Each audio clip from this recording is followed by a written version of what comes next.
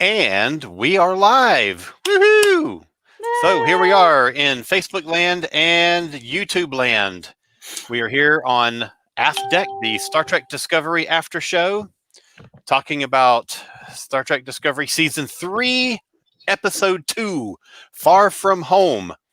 I'm really disappointed that I didn't see Spider-Man in this episode.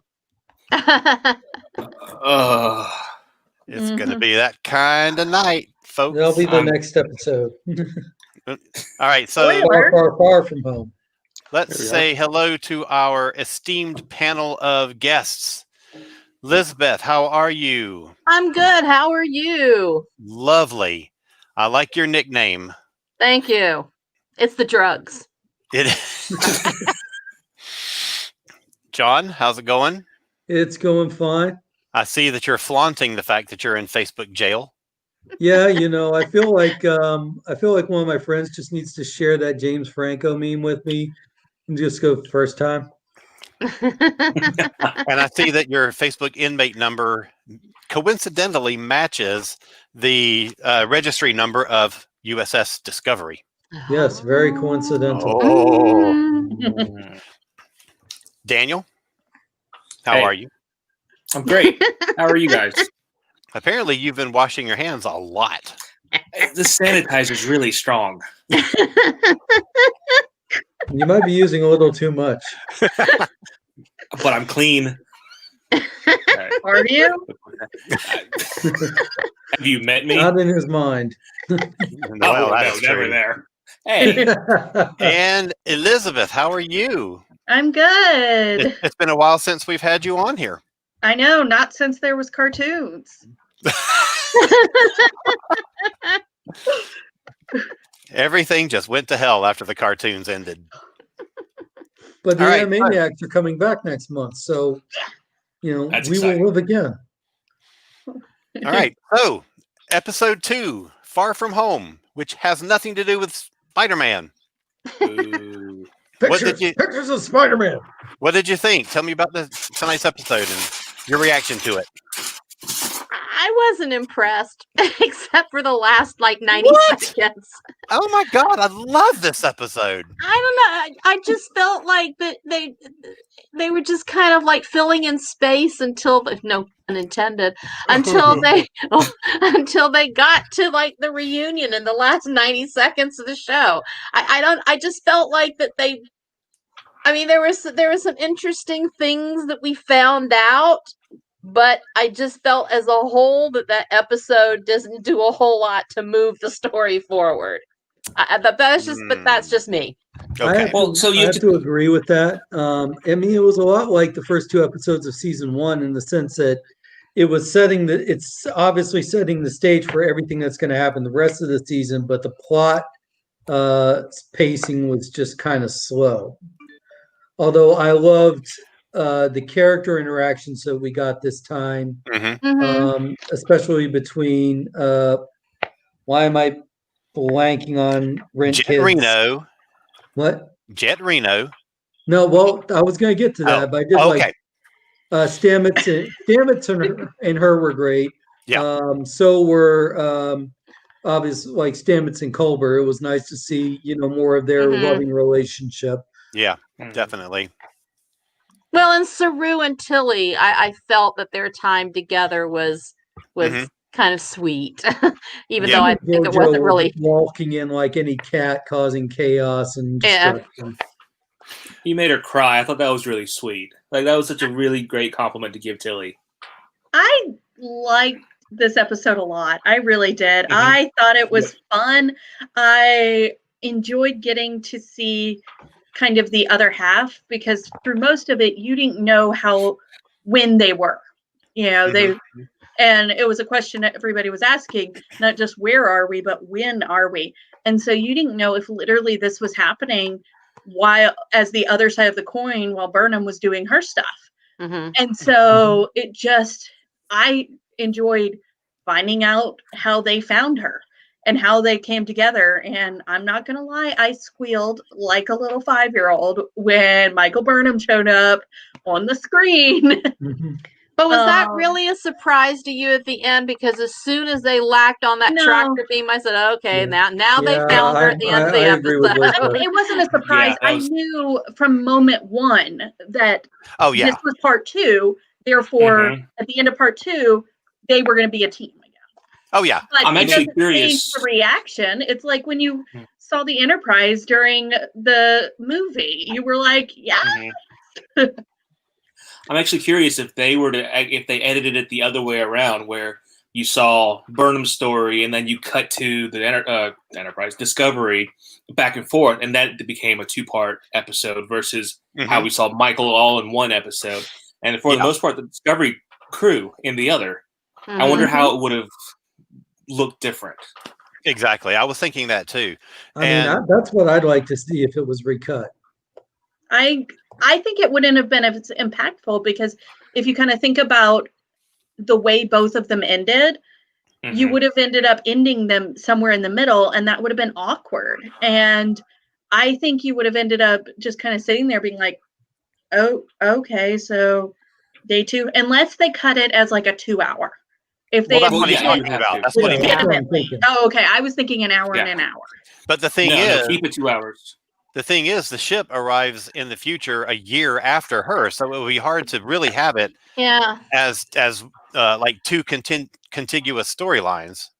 And no, that you was just the show pri- like her at the salon for a year, getting her hair done, Yeah, and then yeah. At Disco Moxie. on the other end. Yeah. Moxie has to be there somewhere. Oh, Moxie, I love her. Yeah, I really enjoyed the fact that most of the bridge crew got more lines this episode than they did in the past 2 seasons. Well, Mhm. especially Kayla. Yeah. Yes. Yes. Which opened some intriguing observations, I think, Yeah, from something's everybody. up with that one. Yeah, something's up with her other than just getting her bell rung when she went flying over the Well, console. I yeah. wonder if somehow, Mhm. I mean, I don't know if they would resurrect this plot line, but remember the episode where Control infiltrated then she ended up going out of the space lock or whatever. Yeah. I mean, it was almost like you're wondering now, is that where Control kind of like moved into this universe? No, you don't think so? I think it's more she feels guilty because people died when she crashed that ship. She's driving the Even though ship. I think that's all it was. I really think And it was her that. idea. I also kind of PTSD, wondered if like some Yeah, I of her feel like there's got to be implants some kind were of screwing up. Maybe. some kind of lasting trauma or something that PTSD either Yeah. from Yeah, everything exactly. she's been through over the past time. Mhm. Right. I think Or that's it could all it was. be- Go ahead. Or I was gonna say, or it could be that her prosthetic piece or her technology is malfunctioning, which of course, sickbay wouldn't be able to necessarily detect that because they're not looking at that part. Well, they have a lot of engineers on board, luckily. Yes. But They can't spare any though. apparently not. Detmer, you've got to figure this out on your own. Yeah, exactly. But I want to say that I was really, really, one of the things that I've always wanted is more focus on the secondary characters on the bridge crew. And I was really thrilled that it wasn't a lot, and it doesn't have to be a lot. Bryce got kind of roped into the repair scenes, which is great. Kayla got her little moment of PTSD, and I thought that was really well done. So I'm really glad to see that. And this episode was written by Michelle Paradise, who wrote 2 episodes last season. She wrote the Arium episode, which gave you all the Arium background before they killed her. And she wrote the next to the last episode where the crew, where they're getting ready to go into battle, and they take that like 5 minutes of screen time to have 5 or 6 different characters write letters home to say, we're leaving and we'll never see you again. Mhm.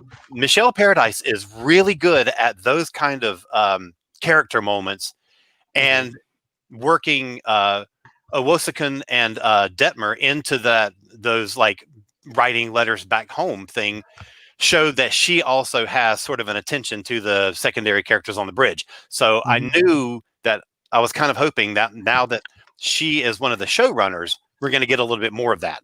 I'm hoping. But I didn't realize. And I did love once that happened to Ariam, like when she died, what happens in the next scene? The actress who actually plays Ariam shows up as a different character. Yeah, exactly. The funny thing is, we're watching our way through Schitt's Creek, and we're on season 5. And last night, the episode we watched last night, Hannah Cheeseman, who was the one who played Ariam in season 2, was on it, and we were like, "Holy shit!" Literally, Ariam. So that was pretty cool. Well, I didn't realize that Paradise had written the Ariam episode, so we still don't think that there's a possibility that somehow that storyline has been worked somehow into this season. I think we've done our thing with Control, and it really did get destroyed with Leland. That ended up on Michelle scraping him off the floor. Really awesome. And did you catch the name of the cleanup tech? His name was Gene. I was wondering if that was an homage to Gene Roddenberry. The funny thing is, okay, in that scene, Reno is like Ensign Hazmat over here when he's finished cleaning up aisle 5. If you watch the closing credits, he is credited as Ensign Hazmat. I just love that. I'm not going to remember this in a moment. And I was like, me either. Is that his IMDb listing too? I don't know. I'm sure it is because they usually match pretty well, but I didn't go and look. So I want to talk really quickly. Last week we had a whole episode of Burnham, and I was really kind of hoping that this week's would be all Discovery, which we pretty much got. I'm thrilled with that. It's very clear that this season is going to be about rebuilding the Federation. And last week really made it seem like Burnham is being set up as the savior of you are the one that I've been waiting for, all that kind of stuff. And I said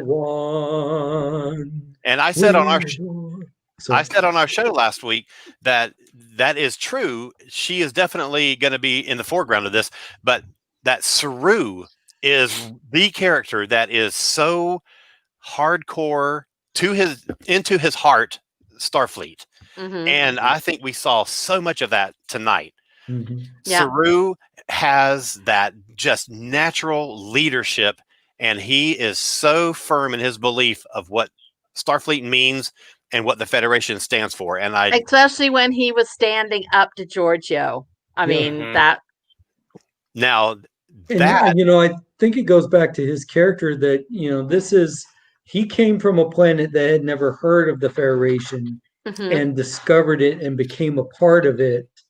So it's almost like when someone from outside of the United States immigrates here, becomes a citizen, they're some of the most, patriotic, truly believe in the ideals of America sort of folks. And I think that is exactly how you could characterize Saru and his attitude towards the Federation and what it means. That's a good point.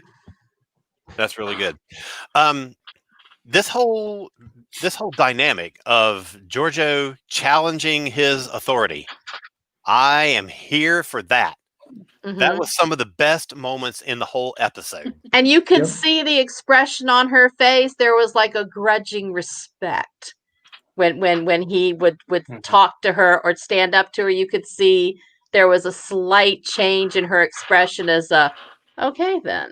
I just want to eat him. Yeah. Well, true. Exactly. But I just love where she was just like, I can take over. If you could do it, I could do it. And that's that chronic backstabbing disorder, Starscreamness that comes from the mirror universe. But so here's the thing. She was telling Nan in the elevator, the turbo lift, whatever you guys call it in this show. You guys, you Trekkies. Something about jumping universes for fun. I'm bandwagon fan. She jumping universes for fun. Did you guys pick up on that line? Oh yeah. So Yeah. does that imply that maybe she's done this with I mean, she's been to other universes besides Prime and Mirror, and now the future?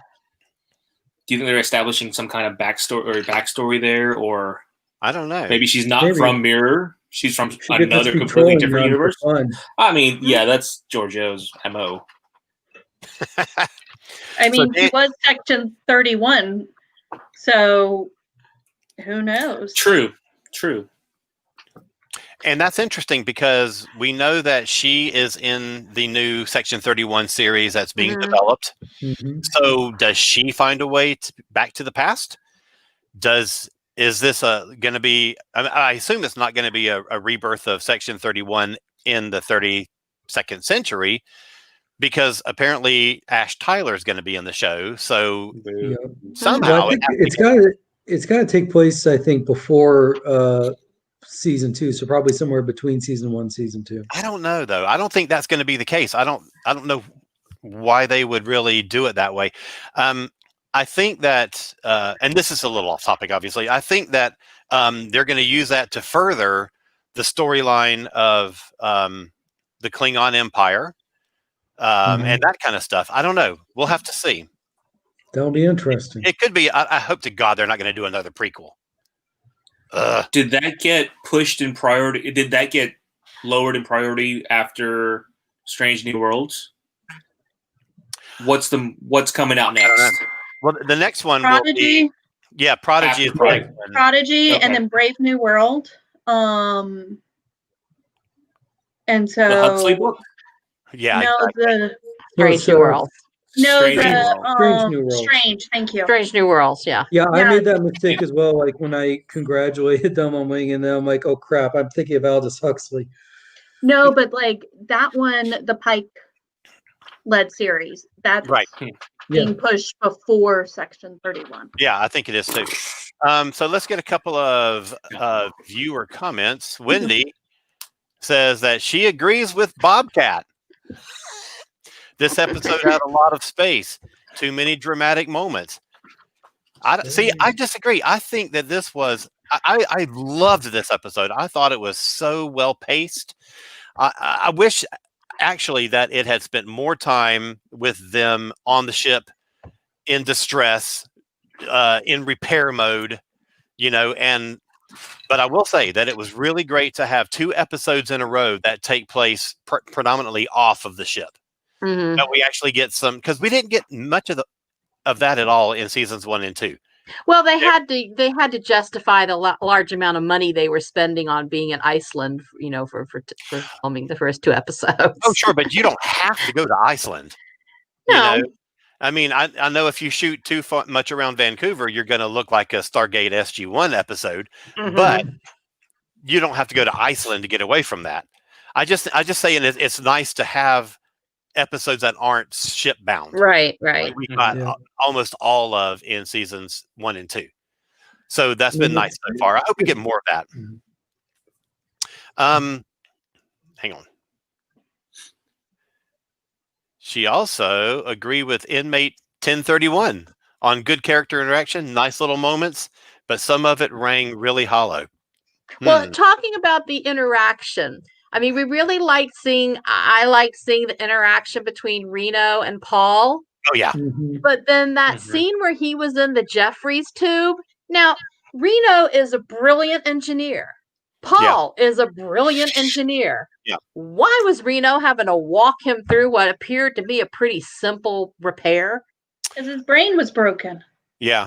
Yeah. Was that really it? I mean, Yeah, he's- he had got been in a stabbed last coma season. like 5 seconds before. Well, yeah, but I don't know. I just and I really, I mean, I know that his the doctor was there to kind of do the Zen moment to breathe slowly, blah blah. But that whole scene just bothered me. I mean, What bothered me about that was the fact that if it was that simple of a fix, Mm-hmm.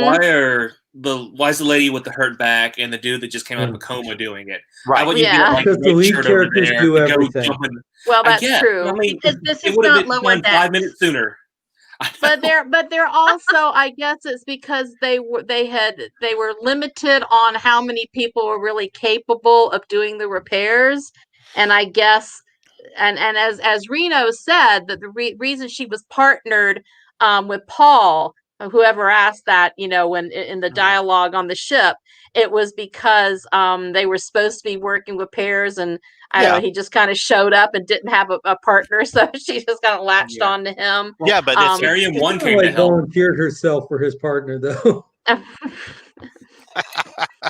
Arium 1 showed up to come help, and they should have just sent her up there. Exactly. And they mentioned her too when they said, well, she could do it. So why couldn't she do it? Yeah. And then she even showed up midway through the scene and said, hey, what's going on? And they're like, well, go do something else. So yeah, we got this. It was, I did think it was a little bit weird too, but I didn't think it was a weak moment at all. I still enjoyed it. I really loved pretty much everything about this episode. We've got to give Culber a reason to yell at Stamets later once he's fine. Oh, sure. But you don't have to send them in to do not useless, but a remedial task for that. But so getting down to the away mission, basically Saru and Tilly go and do first contact.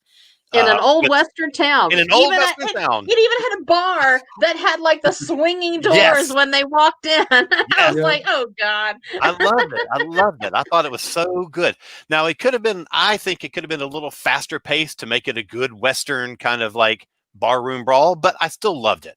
I still thought it was really well done. The brawl was still pretty badass. Yeah. And why is that, Daniel?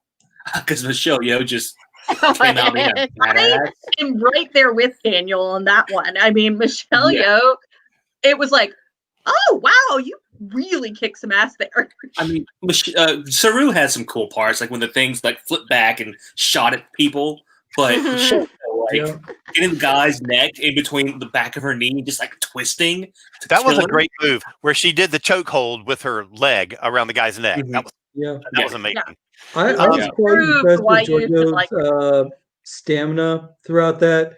I mean, we, not that many minutes ago saw this thing fry a guy from the inside. And JoJo's just like, ooh, that tingles. Well, but he also said, we're going to do this slow. So he obviously had it on a lower setting than he used on the Corridan dude. He said it to stunning. Just for Michelle. Yeah. I know it just goes back to more of her sadistic kind of tendencies, and just that she would act like when she says, oh, this is foreplay. Yeah. Now Wendy has a little bit different take on this. She hated the saloon. What? Reminded me of those weird Old West in space episodes. But she loved Saru. Got all violent. Old West in space episodes. So basically the entire run of Firefly.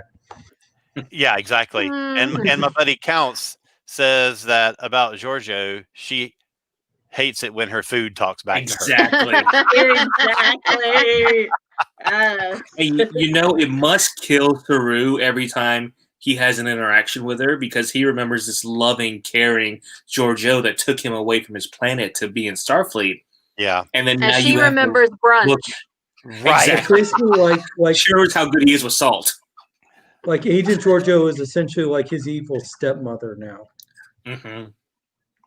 Speaking of evil stepmothers, what do you think was behind Giorgio being all motherly concerned in her own way about finding Michael? I mean, come on. There was obviously some alternative motives, because from the moment she came on screen with the crash, she was, wanting everybody to focus on finding Michael. It's like, oh, what do you mean the communications are down? What do we need to get that fixed? Blah, blah, blah. I mean, she was really, really one focus on that. Well, even going back to season 1, once we see her for the first time in the Mirror Universe, Michael's seems to be the only thing that she ever really cares about. Mm-hmm. Yeah, in her way. And going back to the end of season 2, when Burnham's mother shows up, she has that little heart-to-heart with Giorgio, and she says, I know that you love her. I have seen you in other, in my travels throughout time, I have seen you risk your life for her. So you may play the big empress, but I know that you love her. She definitely feels motherly towards her, Mhm. Motherly if you can. in the Giorgio way. Yeah. Exactly.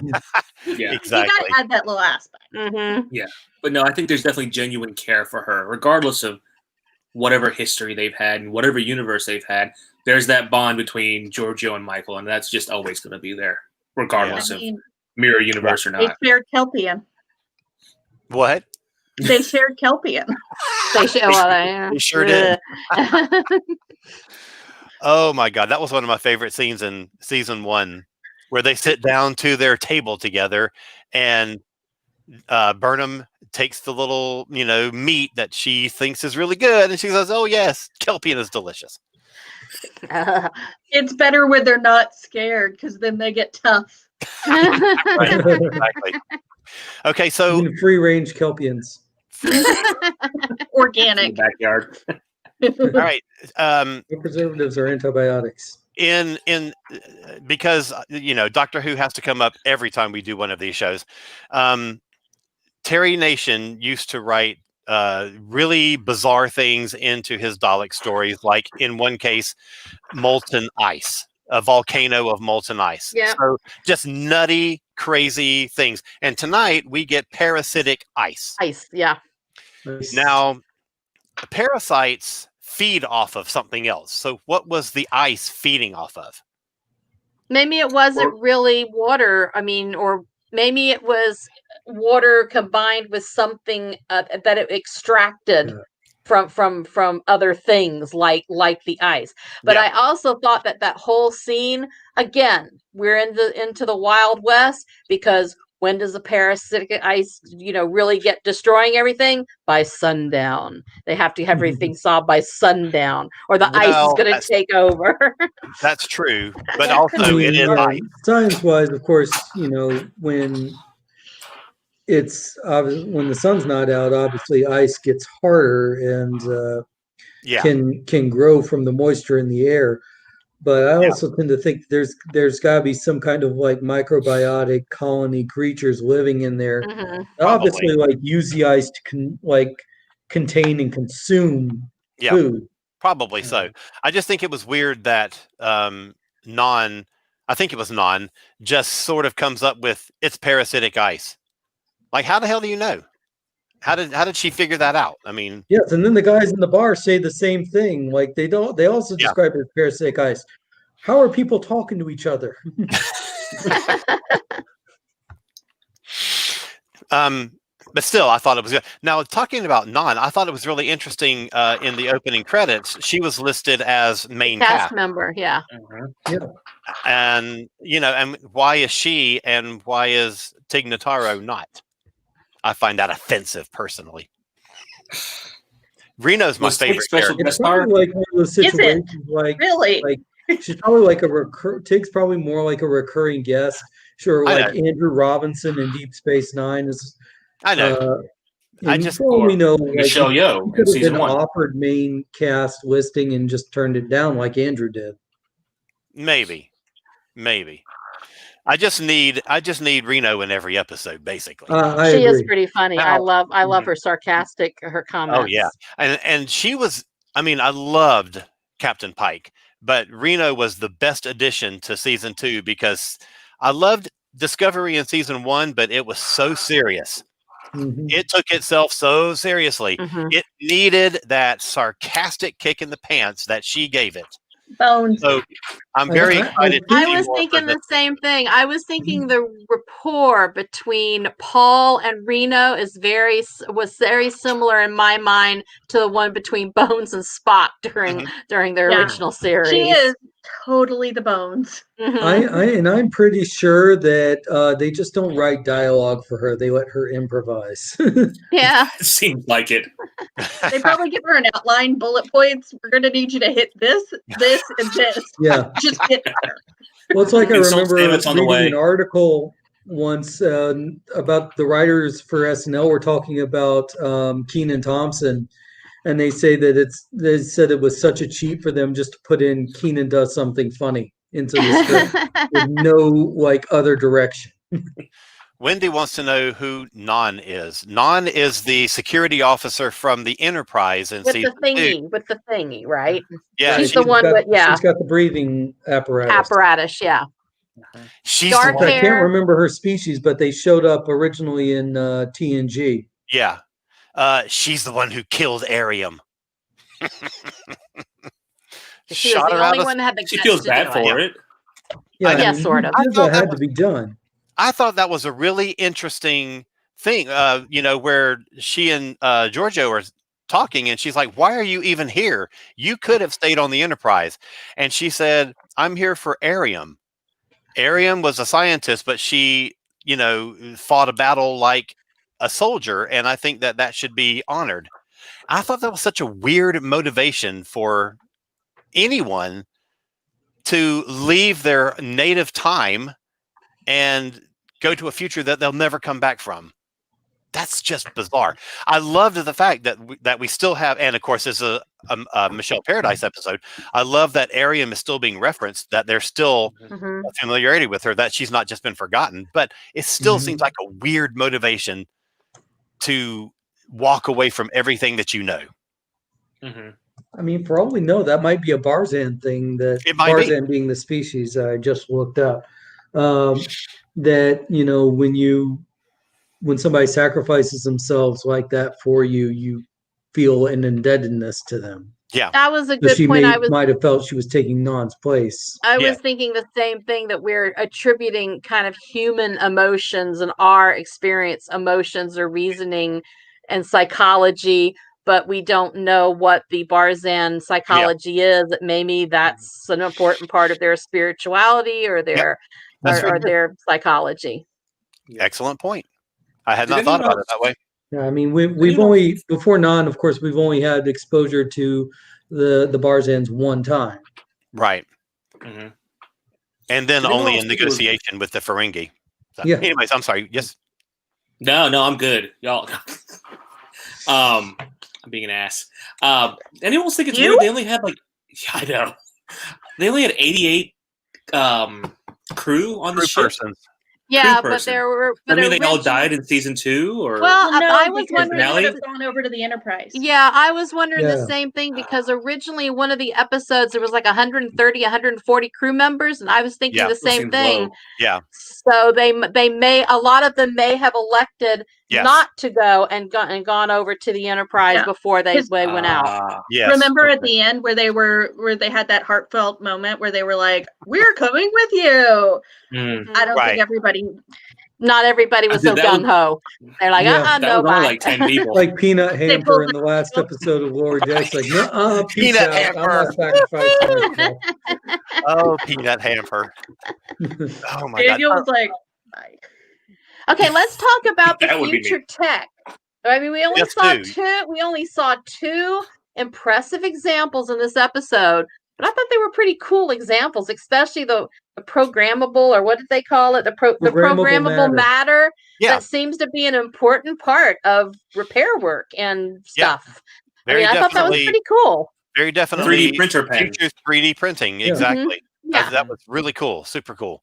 And the portable or personal transporters, the little thumb drives that Yeah, can we go got that anywhere. a little bit last We week. saw but that it was- last We week. saw that again. Oh, this yeah. week, which was nice. But Yeah. still, that is very cool. How did it take them that long to come up with that? Well, you don't know how long it took. Y- It could have been like day after Voyager got home. For all you It know. could be. I mean, it's been 800 years. Sometime in that span, Right. Exactly. Like you don't know how long this actually took Harry Kim did it as soon as Voyager got back. Yeah, as an instant. but he's Because still you know an he's instant, still an yeah. and he finally got that promotion. And they finally to got Lieutenant promoted JD. for that. Yeah, exactly. No, And then It'd I be more thought funny it if he didn't get promoted. no, he didn't. Of course he didn't. I thought it was interesting too. Not really slang, but the whatever you would call it when now they call the Federation how'd they pronounce it? The Vratish,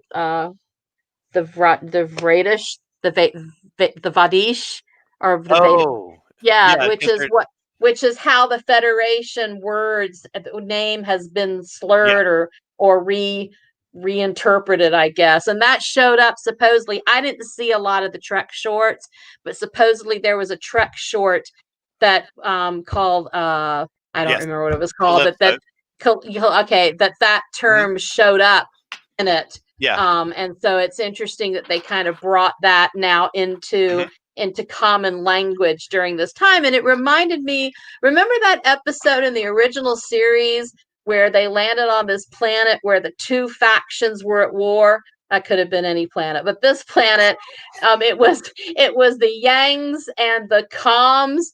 And they found the out one that's all about the Constitution. Yeah, and they were reciting at the Declaration of Independence at the end, and they had slurred the words over thousands of years for some reason when they were using remembers it exactly. But that for some reason that reminded me the term Radish, or however they pronounced it, reminded me of that episode, because it was how over the 800 or 900 year period, some of the people had remembered the Federation but couldn't remember what it was called, and then they were calling it something that was like what they remembered it was called. Yeah, especially since the Federation essentially doesn't exist anymore. Yeah. It's only been like be a common 150 usage. years. Except in people's hearts and minds, it obviously still exists. So Wendy wants us to know that Bobcat has just cited one of the latest TOS episodes. I didn't say it was a good one. I just said it reminded me of it. Yeah, I'm pretty sure everyone associated with the show, including Gene Roddenberry, considered that to be a terrible episode. Yeah. One thing that I was really, really impressed with in this episode was the direction. And it's Olatunde, and I don't know how to pronounce his last name. I feel terrible about that, and he's directed quite a few episodes, but I thought there was a lot of really, really neat scenes in this one. A lot of really cool touches that he did, like when Stamets woke up in sickbay, and it sort of had the camera pan over him, and there's no activity, there's no people, it's all silent, and then as soon as he gets sprayed, all of a sudden there's all this activity around him. I thought that was really cool. That was neat. Kayla's scenes on the bridge where she's still in shock. Mm-hmm. I thought that was really well done. I thought he did an amazing job on this episode. There was one angle too. Once she crashed the ship and she flipped over the controls. Yeah. There's like an angle. There's a scene from like above Mm-hmm. where you can see like Saru and the front. Yeah. I thought that was an angle we hadn't really seen before. That, and you also were thinking, okay, did any of those people die? Because you had that brief moment, nobody was moving, and people were lying there with our eyes open. Yeah, that whole bit in the cold open, where the light's flickering, and every time it flashes on, you see another face close up, unconscious. Are they dead? Oh my God! I thought that was so good. I thought that really amped up the tension for going into this episode. What did we think of this ship crash compared to all the other ship crashes that we've seen over the past 30 years? I will say that Kayla crashes a ship much better than Deanna Troi does. I love that part where they were coming in and they put out the phasers to make like a landing strip for them to try to land. I just thought that was like really cool. I mean, in Troy's defense, she's not exactly trained to fly the ship, so she did pretty well, all things considered. Mm-hmm. I agreed. Wendy agrees with Bobcat. I suspect that something bad is up with her, like tech gone wrong. I really don't think it is. I really just think it's PTSD, shock, survivor guilt. I think something's up with her tech. Yeah. I'm thinking that's too simple an explanation for all of this. They wouldn't. I'm thinking it's too subtle for it to really be anything else. Because when it was Arium, they signaled that 3 episodes earlier with the lights that flashed in her eyes. They told you that something was up with her. Well, we also got that in the lower decks thing with Rutherford. I was thinking the same thing when he was having the malfunction. So I don't think we're going to get that again. Well, maybe that's a comic version of what's happening to her. Yeah, I love we're going to see Badgie. Yes, he's coming back. Yes, Badgie gonna be on Discovery. On- But New Gizmo controls. or whatever his name. Yeah, what's the name of the cat's name? The cat that Grudge. we saw.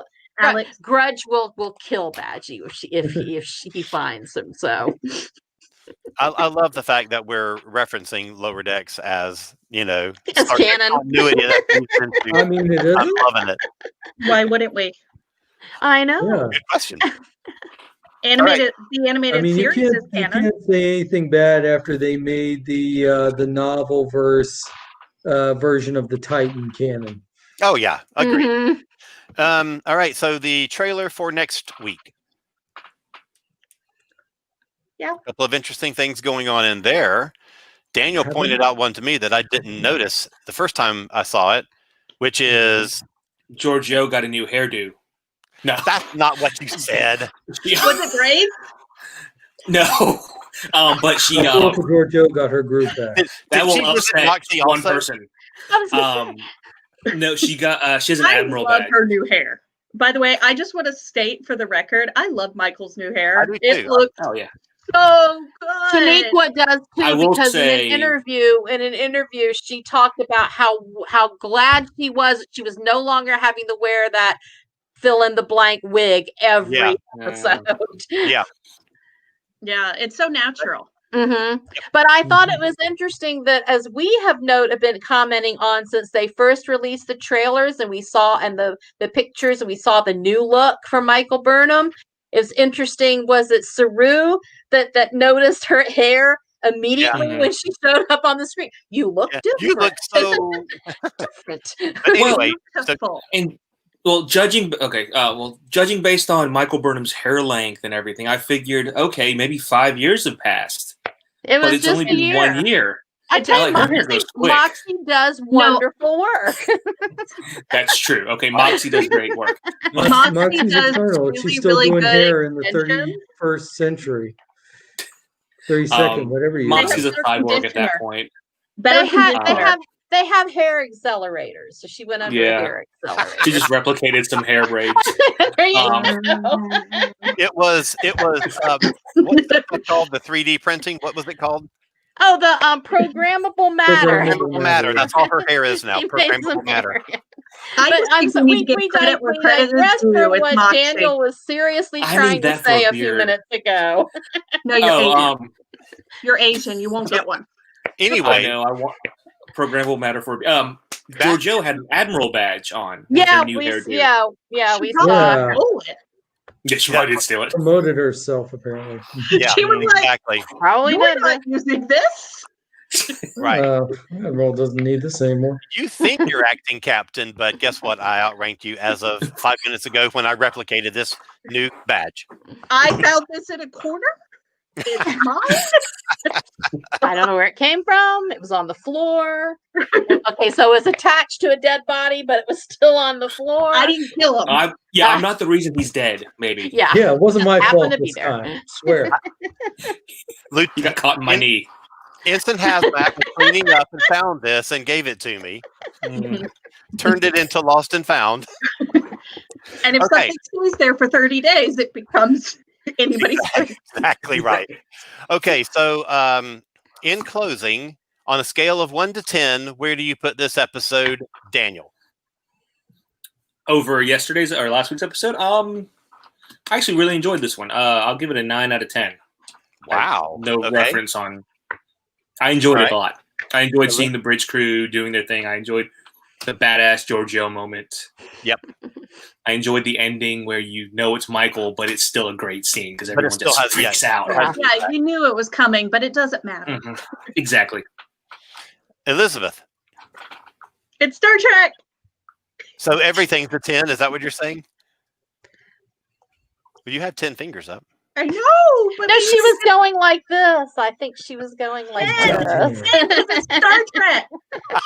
Not the Taylor Swift part. You're so Yeah. No, discriminating. it's the mind meld. My Right, mind, exactly. your mind. If it gets My thoughts, really, really good, then it gets an 11 out of a 10. Oh, Ah, gotcha. Now we Gotcha. understand the system. Let me make a note of that. Okay, so we'll get to the rest of you in just a second. But out of curiosity, what Discovery episode so far would you have given an 11 out of 10? Spock. Any Spock. I see. I didn't like Spock's beard. Well, it's gone now. So. I was The band? raised to love him. He was, I was thinking the same thing. my mother has been on dates with him. It's, I'm sorry, we are listening to you. But I mean, I've been raised to love Spock. Yes, I know. we all have. No, right. I mean, I've been raised to love Oh, brainwashed. Mind melded. Your mother mind melded you to love Spock. All I right. can understand that. Inmate 1031, scale of 1 to 10. Where would you put it? I'm going to give it an 8. I still had pacing problems. I think it would have been nice to kind of have gone a little more back and forth again between what Michael was doing and what the crew was doing. But otherwise, it's a solid episode, for all the reasons that we mentioned tonight, with the good character development, good character interactions, being able to see a little bit more of what this future is like. Mm-hmm. All right. And Bobcat? I guess I would give it a 5 too. It's kind of hard for me to rank it. I mean, I'll give it a 5 now. It may go lower, it may go higher as the season progresses. But right now, I'll give it a 5. All right. And I'm going to say,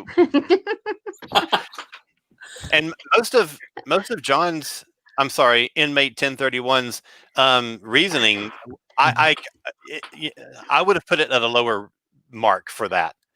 I'm going to give it an 8 because I think it was a very good episode. I don't think it's going to be the best that the season's going to achieve. Yeah. So I'm leaving room to, and I know every episode gets a 10 from Elizabeth. We're just getting started. That's why I wasn't going to join the live action ones, because this is what I do. And Wendy gives it a 6 out of 10. Incorrect.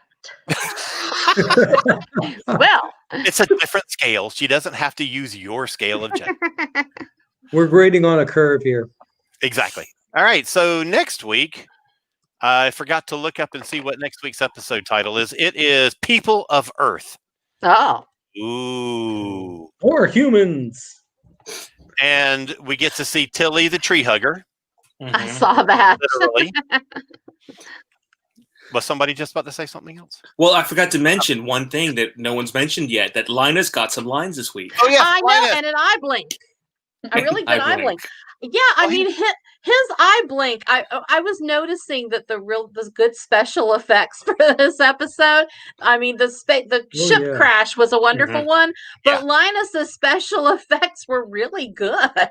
I was actually noticing his teeth. I think it's the first time we've really gotten to have a good look at them on camera. Mm-hmm. When he's not snotty. He had lines last season. Did he? Not, yes. Yeah, but No, nobody yeah. remembers them. Oh, Yeah. I do. Yeah. In All you remember. in the episode where Saru, the Sound of Thunder, where Saru started the episode sick, and he ended up being like about to die, and his people get resurrected and shit. They're in the conference room, and he's like, "I'm sick," and Linus says, "Yes, I had a cold last week, and it sucked." Oh, I remember that I now. love that line. And I love then his attitude. and then a few More episodes later, stories on the show. they had a scene in the mess hall where they're all playing the word game, and Reno's like, "All right, Lizard Boy, are you ready to take on a challenge?" He's like, "I was hatched ready." Yeah. I love that guy. I want more of him. Anyway, so thank you all so much for joining us. Hang on, let me get my. I was going to say, I think it's one of the great things about Discovery. And then another thing that we brought up tonight was that we get to see so much more of the crew than the main characters. Mhm. And Exactly. we get much more interactions with them, and they stick around as opposed to other iterations of Trek. They're not just background too. I mean, they're actually interacting or talking, or I mean, you get a real feel for them. All right, Bobcat. Tell us about Our Town DeKalb. Our Town DeKalb is the premier monthly publication for Northeast DeKalb. It is available online, although we do have mail and print versions that we distribute. But if you're interested in reading it, go to ourtowndecab.com, and we have all of the issues published. Sweet. John. Sorry. Hi, Here's John 1331. Raven. John Raven's my normal human name. You can find me at anglotopia.net, where I write about British culture, history, and media. Awesome. Daniel. Companions Corner. What you got Companions going on? Corner. It's an Etsy store I opened because I needed an outlet for besides staying at home and getting fat. So I make masks. So if you go, I make things like Star Trek mask. And I also have Star Wars and Doctor Who, Marvel, and all sorts of other fandom related masks. So feel free to go check it out. What was I going to say? Oh, if you use the coupon code DISCO, you get free shipping. Feel free to check the past sales as well to see if there's a pattern that you like that I don't have currently for sale, because I can always make it for you. So there's that. Yep. Liz, what do you do? That's I fun. work in nonprofit, helping military families. That's awesome. Operation Homefront. And you can find me at cosmicpress.com, where my first picture book is out. Yay! Yay! Can't dance. It's Woohoo! a true story about me. It's not called Liz Can't Dance. Or Liz Because can't you walk. wanted to protect me. You're protecting, her identity. You're protecting the innocent. I wouldn't go so far as to say innocent. Nope. Oh, I have one I thing haven't I want broken to. any bones recently. Yes, There's still companion- 2 months left in. There's still 2 months left in the year. I said recently. Okay. So someone posted in the Dragon Con group, just crapping on the new Star Trek stuff, Oh, and there was a comment I that was saw my that absolute favorite comment ever. The person's response is "Galaxy of flavors," and y'all replicated salty. And Ah! I love that. I had to share that with people. So that's pretty there you clever. go. Yeah, I thought so. All right. Thank you all so much for hanging out with me tonight and talking about one of my favorite subjects, Star Trek.